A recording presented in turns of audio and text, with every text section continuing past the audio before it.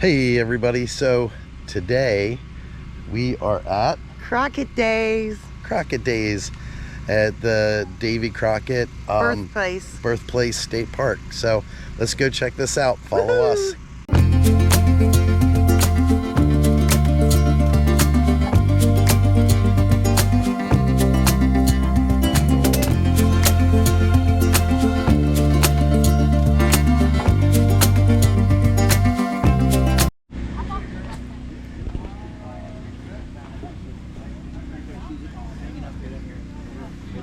Straight over there, that red thing. Thank you. That's cool. Back in there. But State of Franklin. We're following Steph-N-Lee. Hello, ladies. How are you today, darling? We're well, and you? Oh, we're doing just fine. And you stepped into the best place in the whole area. The finest ladies are sitting here and the best air is blowing through it. That's what I heard. That's right, that's right. You need a job? Are you looking for work? Ma'am? Yeah, sure. Well, we're picking wool today. Now, generally this would be done by 3- and 4-year-olds, but we don't have any children around us today, so we're having to do the work. Well, she acts like a 3- and 4-year-old sometimes. Oh, well, that would work. That would work, sir. Although I have a feeling that the one behind you is even more that way, right? Yeah, I can kind of tell Without that. I can saying it. Well, what we're doing here is when you shear a sheep, you fling the fleece out, stretch it out, and then you pick off all the edges, especially the wool that would have been on the legs, on the belly, on the neck, down through here on the chest. And that's called skirting the fleece. This is the skirting, the dirty part, and it's got the shortest fibers, so generally they throw this away. But being poor as I am, I can't afford to buy a good fleece, but I'll come and glean the skirtings that they throw away. And we spend our time picking all the dirt out of it, all the stuff that the sheep has been laying in, and where the wool has gotten leaves and dirt and all that kind of stuff. So this is called picking, and we're picking the wool, picking all the dirt and stuff out, and when we get it all out, we move it over here. And when we get it all done, then I'll wash it, and then I'll card it to try to pull the fibers all in the same directions, because right now they're just doing this. And you want to be able to get them all going the same way to be able to spin. Now skirting has short fibers, not big long fibers like the rest of the wool. So see, that's real short. So it takes a little bit more to have to spin it, and the wool will be, the yarn will be thicker. But I can still make a nice hat or a pair of wool socks for winter time, or maybe some gloves. So that's what we'll be doing with that. Excellent. That was pretty interesting, huh? I love Right down your alley. Love that. Love them. Yeah, this is a really cool state park. Very, very early on Saturday. Driving down the Now we're making some black powder over here, which would be cool. It's like 3.5. I'm in Bristol. This is what I need to learn how to do. And then coming home and then Sunday doing 51 goals. Mary Patton. The alternate plan is to do a 51 goals. It's good. We want the recipe. Well, now, don't quote me on it. I am Mary Patton. I was born in England. My father was born in Scotland. Why he went to England, I could not tell you, but somehow or another we ended up. Well, not too good of a plan if you ask me, because everyone had to have a trade. And Father's trade was making black powder. There's a problem with that. If in England at this time, if you were Scot, if you were Irish, if you were German, if you broke the law, if you owed money, if they could drum up a charge on you, make up a charge on you, or if they could just con you, guess what's going to happen to you? You're going to end up on a ship, you and your whole family. If you're the one that broke the law, they're going to round your whole family up. And they're going to bring you to the colonies. And they're going to sell you. And you're going to go one way, he's going to go another way, and any children are going to be sold separately. You never see your family again. And I truly think Father knew that he was Scottish. Are they going to give an Irishman or a Scotsman a license to make black powder? No. So he's making black powder illegally. So he knew we were going to end up in the colonies. So he decided, if I'm going there, I'm going to go on my own and be free. So he packed up the family and we came to the colonies.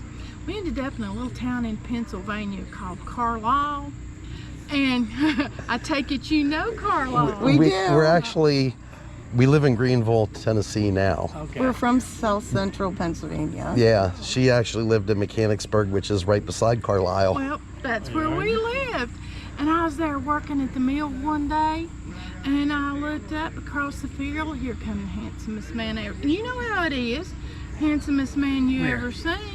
And got to talking I to didn't think him, it was. and found out his name was John Patton. Now he had stowed away, hid on a ship when he was 16, and came from Ireland by himself. Guess what his family did for a living? Made black powder. Is that not fate, ma'am? How can you argue with that? Got together and been together ever since. Now, he did serve in the militia. All men are to serve between the ages of 16 to 60. And he did do his time in the militia. Served with a man by the name of Andrew Taylor.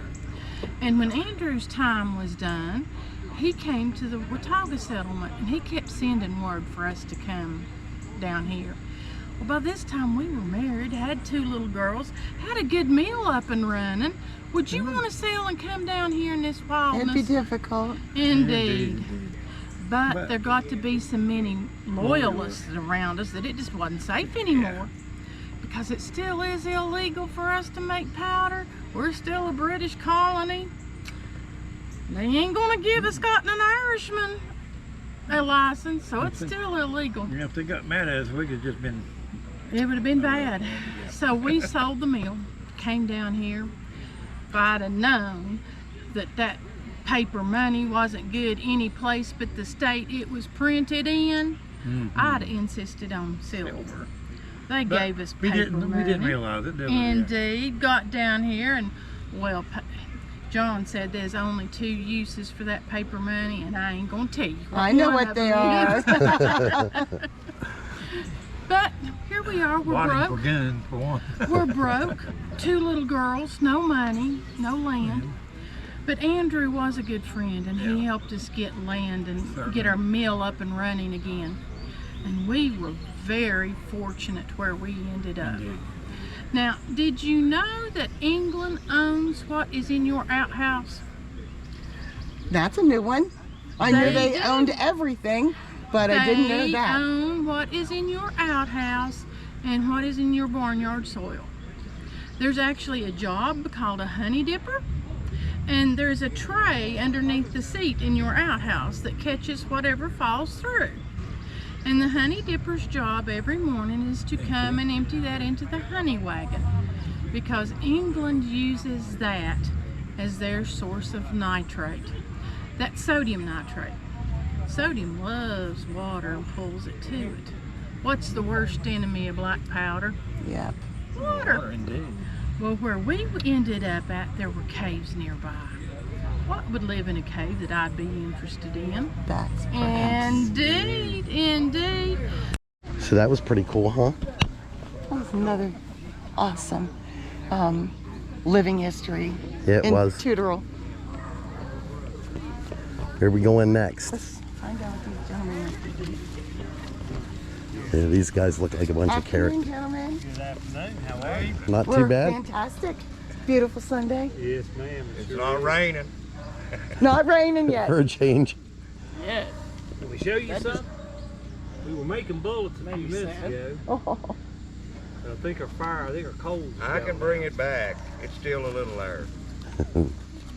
so is that what you guys would do on a Sunday? Is making bullets, or is that something that you do all the time? That's something you do just all do it whenever all you have the free time. time.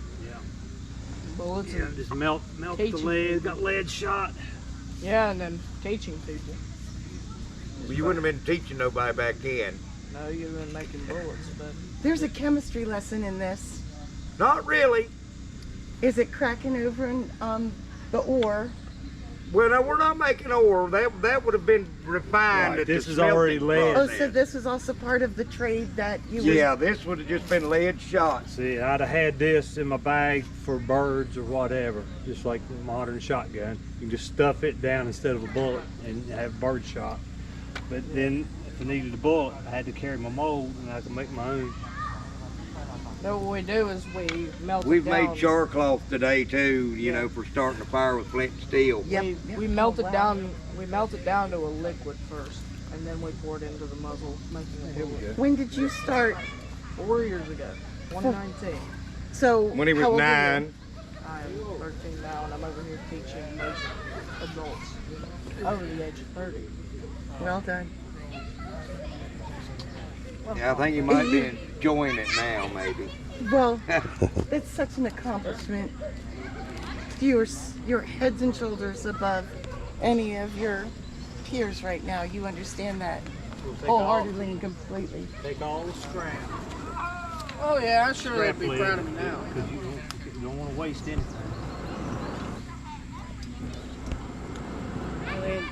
The insane part is There's you no gotta- such thing as wasting anything right nowadays. Oh man. Never. I think it'd be put to use, even bones. That's exactly what we have with some of our utensils, is bone over there. You'll have to show them. Just walk over there and you tell me, and I'll show me. Now, I've never seen fires poke that's hollow. Yeah, that's called a blowpipe. It's got the hook on the end. I can work a fire, but you also can put air in it to make you a little It's fire. so nice. It saves me having to get down in there and see its I eyebrows. see, yes. Yeah, soften up our lungs.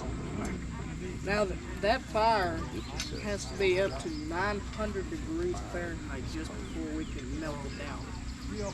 There's no way you could tell that it would be 900. That's something that you've No, it learned. It just melts. Right. It just. Once it All I starts- know is I put it on there till it melts. I don't know. Well, we know it when it starts to melt, it's getting close to 900.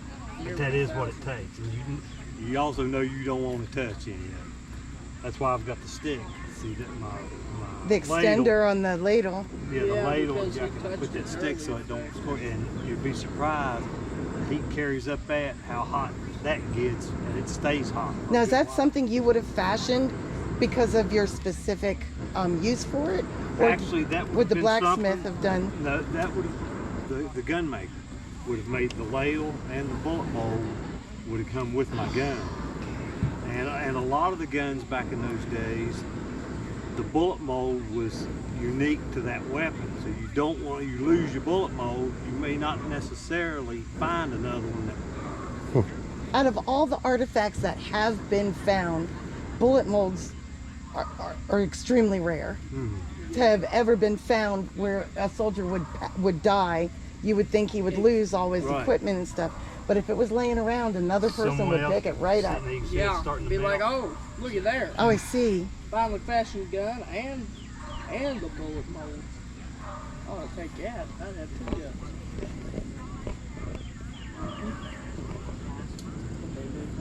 And if we hadn't let this go out, we would have just kept hot coals going. Just want the charcoal, because I can actually set that right in the charcoal. Well, it took him no time to get I've that been keeping it burn on. idling. Yeah. See how it goes into a liquid? Yes. Making it look like a silvery color? Yeah, it looks like mercury right now. Yes. It is. And it flows. It doesn't. It will hardly stick to the ladle. It flows right out of the ladle. It's almost like a non-stick. And it's pure. It is very pure. But like I said, it's real lead. You don't want to chew on them. Lead poison. Yeah. Got one there. We'll go in there. But that's the thing. When you start with those Is it tiny steel? little bullets, like or it's shotgun shells, and if you just take out that the metal piece inside of the shotgun shell, you can make your own bullets with it. This fire pit was flooded full yesterday, and about the time we got ready to eat our stew. Oh yeah. Did it affect your cook time? No, it was ready to go. It was just, you know, it was impeccable timing. But last night we had a devil of a time bringing a fire I bet back. you that's a steel ball. I told you it was probably a piece of steel. Yeah, I bet that's one steel. That's why it won't bond to the lead. Yep. And we can't get it hot enough to smelt the steel. Be a musket ball. Yeah. Yep, and he'll cut that ear off with the cutter on the back of his mold. And then of course, like you said, we'll reuse that to make another ball. And since that pan is already Actually, I hot, could do like you did down at the shop tower. You got to drop them in water. Drop it in the water.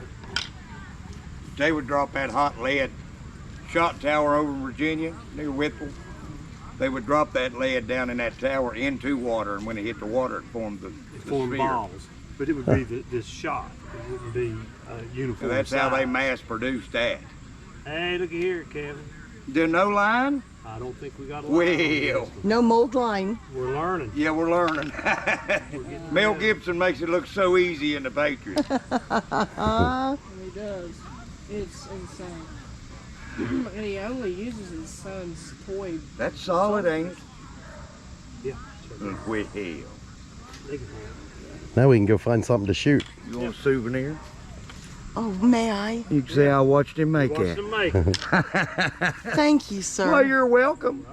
Now these boys like this one, they've got their skillets and stuff, and they're like, I watched the guy make that. You know. We have proof here, right Yeah, here. we got yeah, proof. yeah. You got it. You got a gift. I sure did. I got a musket ball. That's made awesome. Just for me.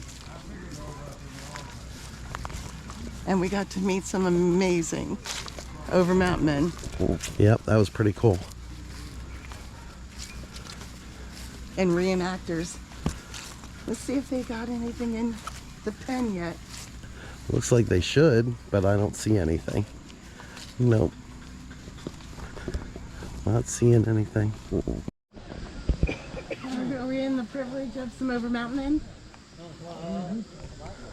Well, you picked the smart spot in the shade. Well, it's just like the Overmount men did. They were no domers. They come to picking the spots. If it was in the Continental Army or the British, They'd be they'd standing be right out there in the middle of that sun. with a red coat on. Or a blue coat. Yeah, They ain't got no sense. school kids, teachers, workshops, whatever it is, there's something about today. And we always tell the teachers, you don't have to know everything, none of us do, but if you just at least at the end of your history study, say, take 5 minutes at the end of the class and say, they're still here. Go to Cherokee, North Carolina, go visit the museum. Yeah. And learn what is presented to you by the Eastern Band themselves about who they are, who they were, who they are, where they're headed. Go to the village. It's really neat how they Do got that all land too. Yeah, and the museum I think is great. I've not been lately, but they've got a new exhibit called Disruption. It's not a made-up story. This is a actual fact, and I'm going to invite you all to do a little research on this story because you may be amazed. This is one of the most untold stories in the whole American Revolution. My name is Thomas Morgan. I was born up in the Shenandoah Valley, and as a boy my family had moved us down into the Piedmont of North Carolina. And as I became a man and took a family of my own, I'd become quite a hunter. Problem was the game was getting scarce, and it was getting really hard to feed my family. And like everybody else in the colonies, we were under the rule of King George III, and he had become quite a tyrant. He had taxed people so heavily that poor people like me, we couldn't afford to pay our taxes. Well, I had heard about a few venturous men that had come across the Blue Ridge Mountains over into the Cherokee territory, which was strictly against the king's rules because the king had promised the Cherokee nobody would ever cross the top of those mountains. But I'd heard of a few men like William Bean, James Robinson, They'd come over in the Cherokee territory hunting, and they came back with tails. The game was so thick you could hunt all day long. The ground was so rich you could throw down a grain of corn and it would grow right where you dropped it. Later on, I'd heard that people had started moving their families over the mountain, leasing land from the Cherokees, making treaties with them, and settling. And I gotta tell you, this really appealed to me. So in early spring of 1774, me and the wife packed up the young'uns, what we could carry on horseback, and we headed over the mountain. We came down into the Watauga Valley, and sure enough, people had started settling. Spoke to a man, he told me about a man by the name of Jacob Brown that set up a trading post on the Nolichucky River. Said he had leased a fine piece of land from the Cherokee, so I came down and met the gentleman. We got us a fine piece of land down at the mouth of Camp Creek. And we worked day and night, clearing land, planting our crops, building our cabin. But like every other man that had crossed these mountains, I joined the militia. Every settlement had its own militia to protect us from hostile native raids. But they used us to build roads, to raise barns, whatever needed doing, we done. I served under Colonel John Sevier, Nolichucky Jack's what we called him. And I gotta tell you, for the first time in my life, I was free. I wasn't under the rule of King George. I was sitting on the edge of the world and I was completely free. We even wrote the very first Constitution in the colonies. It's called the Articles of the Watauga. We wrote our Constitution to govern ourselves. Now, by 1776, there was a man by the name of Richard Henderson. He wanted to buy a huge piece of land, become governor, and sell it off. So he called a treaty with the Cherokees at Sycamore Shoals. Went up to check it out. I don't think I've ever seen that many Cherokee in one spot. And they told him, you want a piece of land, we'll sell you a piece of land. So they did. A huge tract of land that would later become Kentucky. But there was a young warrior there by the name of Dragon Canoe. He protested the selling of any land.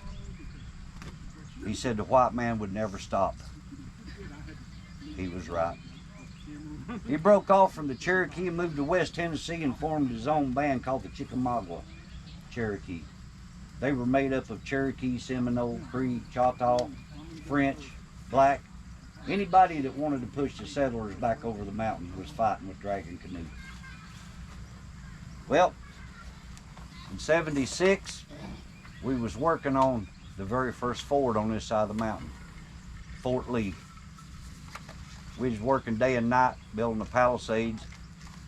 Some riders come in. The beloved woman of the Cherokee, Nancy Ward, had sent a message that Dragon Canoe was coming with a massive amount of warriors. Everybody went on up to the Sycamore Shoals, at a place that was owned by Matthew Talbot. They fortified it, squatted down and waited for the attack. John Sevier and about 30 of us stayed behind. And then he decided there's no way we're holding Fort Lee, so we went on to Sycamore Shoals and squatted down with everybody else to wait. Dragon Canoe came through, got to Fort Lee. They burned it to the ground. We never got to finish it. But he split his forces. He took his warriors, went to Long Island. The Raven took his warriors and went into Virginia, Southwest Virginia, burning and raiding. Old Abraham brought his warriors straight to us at the Sycamore Shoals, and they laid us under siege. We fought hard for days and days and days. They finally give up because they couldn't take the fort. Well, after that, it seemed like every month we was fighting to hang on to what we had. As a matter of fact, 1777, we called it the Bloody Sevens. We were fighting continuously. But during that time, we had heard about a man named George Washington that had took a stand against the British up north. and started a revolution. But I got to tell you folks, we didn't think it would affect us. It was a lifetime away from us. Like I said, we was on the edge of the world. So to hear the entirety of the Over Mountain Men story, either stay tuned to our channel in the coming weeks. We're going to have that for you. Or, you can look that up and do some research on your own. It's a really great story and probably one of the most important turning points in the Revolutionary War. So definitely worth the time of, learning about that. So I don't know if any of you remember the video that we did do here before, and I actually fed these guys. They're like, no, we're not interested today. This is my best side. Yep. But pretty cool. The dome oven. Yep. Pizza oven. That's what I think of every time I see that. What a wonderful day. I wound up getting a little bag. Little leather pouch today. Yep. I have my share of leather pouches, mind you. Yes. Woo! Woo! So we had a great day here at Davy Crockett's Birthplace Museum, or State Park. Wow, we met all these living actors. Of course, they're living actors, but living history actors today. And what a show they had. Today was the third day. It was a 3-day Frontier Days, Davy Crockett Frontier Days, or Crockett Frontier Days. Yep. And it was jam-packed full of information and little known, little professed history that is priceless. Yeah, the story of the Over Mountain Men is really cool, and I hope you enjoyed listening to that. And there was so much more that we did not capture on film. And we didn't get to it in time. Unfortunately, till we made it around as far as we did and listened to the Over Mountain Men story, everybody was wrapping up for the day. Like I said, it was the third day, in the middle of the day, and we almost missed it. I would give a shout out to my friends on Facebook and people that give us recommendations here on our channel that we can capture. Yeah, the heat takes a lot out of you. Yeah, we probably did this on like one of the hottest days of the year. But fun, worthwhile. Yeah. I couldn't get enough of standing talking to these people over an open fire. Right. As they made me a musket ball. Yeah, you got a little musket ball souvenir. There was and you got a little bag to hold your musket ball in. A little traveling general store. And I got a little sack. Another one of these. Can't have enough of these. No. And we walked away with all the more information, education that each one of these living historian actors gave us. Yeah, which was a lot of fun. And cool. And it's always nice coming to Davy Crockett's Birthplace Park. Always beautiful here. Yep. And well maintained. Yep. Yeah, this is one of friendly. I think one of the most beautiful parks. I love it, and it's 10 minutes away from our house. Right. Yeah. So, which is cool, and so we want to thank everybody for watching. We did want to mention one more thing. Thank you, Thank you so much, Lexi, for my bracelet in church this morning. Yep, that was very nice. Sweetheart, I love it. I'll cherish it. I had 2 compliments on it today. Yeah. Yep. And so we want to thank everybody for watching. If you like this video, please like and subscribe. And until next time, have a Steph-N-Lee day. Bye, Lexi.